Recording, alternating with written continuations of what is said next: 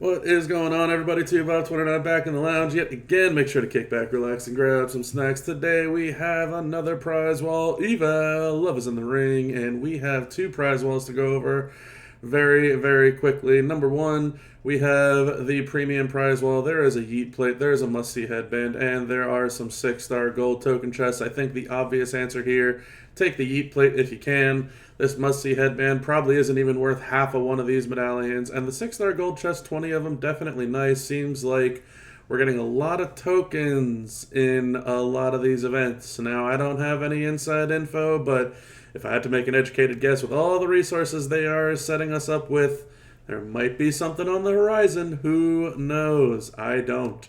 Next up, outside of the premium prize wall side of things, we have the Love is in the Ring prize wall. We have the Dexter Loomis Indy Hartwell Wedding Moment token. There is also the Ludwig Kaiser Power Couple gear, the Bianca Power Couple gear, the Montez Power Couple gear, and the Dexter Loomis Power Couple gear. The moment token for Dexter and Indy actually impacts a whole lot more than just the two of them. Typically, I don't really try to leave the prize wall once we get the eval started, but for terms of going over a moment, here is what your moment does. It is a faction feud moment only. It will give you 100% leech gem, 100% silence gem, 100% black move damage, 50% purple gem damage, and +2 to multiply gem strength for all 8 characters that you see here. There is the couple of Bianca and Montez Ford. There is the couple of Indy and Dexter Loomis. There's the couple of Goat Becky and Embrace the Vision Seth Rollins. And the quote-unquote couple, like they used to market it, was the Judgment Day Rhea Ripley and Dominic Mysterio. So these are the 8 characters that get these bonuses. And it, again, is only a feud moment. So something to keep in mind. It will definitely help Indy if you have Indy. Is it make or break for how good Indy is? Absolutely not. It will help Goat Becky. I have learned personally to enjoy using Goat Becky in female feuds. There's typically a technician spot for characters these days, and Becky has a wonderful hardcore finisher against those technicians. The rest of this, honestly, not really the most fantastic thing. Seth also gets a nice little bump for the multi-gem side of things because he has the make all black gems into multiply gems. And a lot of people like to use him triple red at the absolute highest level. It's really not bad. It's definitely a little out of the box type of gameplay and thinking. So if you're looking for making somebody useful in that aspect, it will certainly help Seth as well. And obviously, if you're a Bianca mark and like using Bianca, her triple blue, the multi-gem strength will help her triple blue a little bit more than what she normally gets. The rest of these characters, not really a huge bonus. So that's what you can expect out of the moment there, the wedding moment, I guess is what we should call it. Is it good? Yeah. Is it worth 27 of these hearts? I don't know. Maybe not for me personally.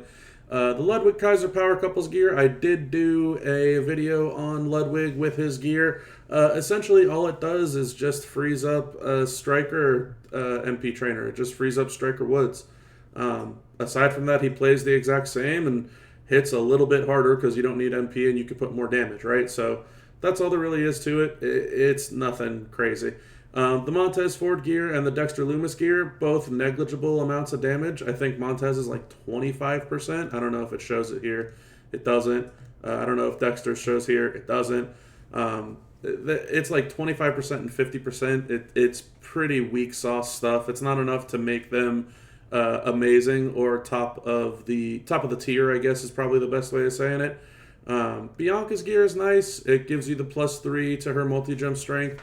Again, if you're still using Bianca, definitely would help in aspects of that thing. I'm personally maybe going to get Bianca's gear just to say that I have it. I don't remember the last time that I used Bianca outside of her being a CSS requirement. And whenever she's a CSS requirement, I kind of just zoom through all the content with her. It's pretty easy. Next, we get to the 150 guaranteed strap. So 150 gem for Arcade Assassin, Radical Revolutionary, and Jersey Wildcat. Again, all of these are new gen characters, so this is essentially instead of a new gen Showboat, this is essentially instead of a new gen Acro, this is essentially instead of a new gen Striker, since that's what all of them are. So not the end of the world if you are looking to get a strap for any of these characters. Something to keep in mind later on in the month, you will see that there is the month-long midweek champion prize wall. They do have these 100 to 150 gem damage straps guaranteed new gen era. So all you need to do is roll the 150% gem damage on it. And you'll notice there is no class specification for those. So if you get a 150, pretty darn solid, and you can just use that for any of these characters. So that's always a nice alternative. If you're not feeling frisky and you're not feeling lucky to try and roll a 150 for those, then sure, might as well just get one of them from the wall here. Not a bad choice. The random era and class 150 gem damage strap. This is just as it mentions. It's a random class and a random era. I will most likely be spending 20 of my heart medallion prize wall things on this. I managed to get a bunch of excess prize wall medallion hearts from the Sunday Blitz, so that's why I'm at as many as I'm at. I think I hit like 3 a couple of times, and I hit 1 a couple of times. So yeah, I picked up a decent excessive amount, so that's why I'm at where I'm at. There is the Modern Affiliation strap for any Modern Striker, so that's nice if you're missing one of those. Always good to pick those up. Miz and Tiffy, the A tier, respectively, for each of their months. Both solid characters. It's 6-star bronze full. If you don't have them, they're definitely available. Is it something I would tell you to spend on? Not really. Bianca with the 5-star gold with her new coaching ability is interesting, but again, it's only a 5-star gold character, and her coach is at 6-star gold, so I feel like they always swing and miss at those. And then shards. Shards for characters that you might not own. Indy is a huge pickup. Sherry is obviously a fantastic trainer. Nia Jax here is mainly a CSS and nothing else. Bodacious Becky also a CSS and nothing else. Lyra is a very strong character. Chelsea is, this is actually an impressive amount of Chelsea shards since she's only a 1600 recruit. And they've been very stingy on her shards, so if you're missing Chelsea, this looks like a good wall to get her off of. Striker Naomi, one of the best characters in the game right now, so nice shard value for the prize wall amount. Once again, Bianca Belair as a shard instead of as the gear. Bam Bam's here, Glamour EST here, mainly CSS, and you have shards here, so something to keep in mind if you're short on Tiffy shards, but you're very close, maybe go here instead of spending so many prize wall for the poster up here. Moving forward, we have the skill plates, the Bubba specs, the Devon specs. Whenever you use a purple move, get your 50% purple damage, and whenever you use a red move for the Valkyrie's Crest, get 50% red gem damage. The Devon specs is the color turn one. Whenever you make 6 or more color turns, get all gem damage by 50%. And then we just have some MP skill plates. So typical skill plate prize wall. Is there great value in these? Not necessarily. A lot of people are looking at possibly getting their first Valkyrie's Crest. This is not a horrible time to do that, provided you have a lot of the other items. There is also an I Pity the Fool ultimate plate here, break 4 red, make 10 black, and the Devil's Drip skill plate. Whenever you make 6 or more column break gems, you will then generate 7 random multiply gems of strength 7. There is the 7 pull for 7 prize wall, and then some token packages, some resource bundles, and star fragments at the very end. So didn't really want to spend too much time on this prize wall eval. Didn't really feel like there was a lot to go over for this prize wall eval. Personally, for me, I'm going to get this 150% strap. We'll roll that here in a few and see what that ends up being. I was debating if I wanted to get the Power Couples gear for Bianca just because, or if I wanted to get 2 sets of Nia Jax shards. Something to keep in mind, I'm not even at 200 Nia Jax shards, and she's a 3,000 recruit. So the likelihood of me getting Nia Jax from a shard recruit is very slim to none, but progress is progress nevertheless. Another Devil's Drip wouldn't hurt. It's definitely a solid addition for me personally. I think that would shore up how many combos of the Yeet and Devil's Drip combo that I could run together. But I think number one, first and foremost for me, is I'm going to be getting this 150% gem damage strap.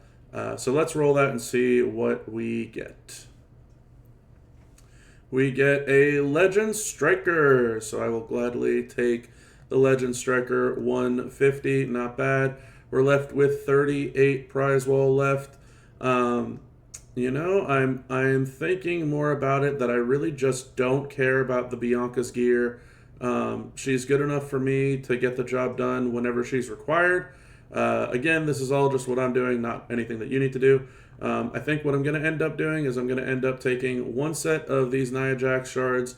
That's going to put me at exactly 20 prize well left. We're at 290 shards total for her. So if we get another set of these, we will be over 400. But I'm also kind of leaning towards this Devil's Drip because I'm still going to be 2,000 plus shards away from Queen Nia. But if I get another Devil's Drip, then, you know, I get to combo it with another Yeet Plate, right? So not a horrible decision to have to make here. I'm going to go and double check my skill plates, and we will be right back with the decision. All right, so it's decision time, and I do indeed have one more Yeet Plate than I do Devil's Drip plates. So I'm going to shore up the combos now, and we will have exactly an equal amount of Devil's Drip plates and Yeet plates to go around. So that's going to be where the finale amount of my prize wall is spent. But that's going to be it for the Love is in the Ring Prize Wall Eval. Pretty short one this time around. Again, I know that there's some oddball items on that prize wall, but I just don't really feel the need to go over such a great amount of detail on it. It's all pretty self-explanatory. It's just if you want the stuff or if you don't want the stuff. That's the truth of the matter this time around. So hopefully you all enjoyed the video. If you did, make sure to like it. If you haven't done so already, drop a subscription. Share with your friends who keep on asking, what should I get off of the prize wall? And leave some comments below. What did you think about the eval? What did you think about the prize wall altogether? What did you think about the fact that both the week-long and weekend kind of fed into the same prize wall? It's a little weird, at least for me maybe. But that's going to be it for this one. So until next time, everybody, have a good one.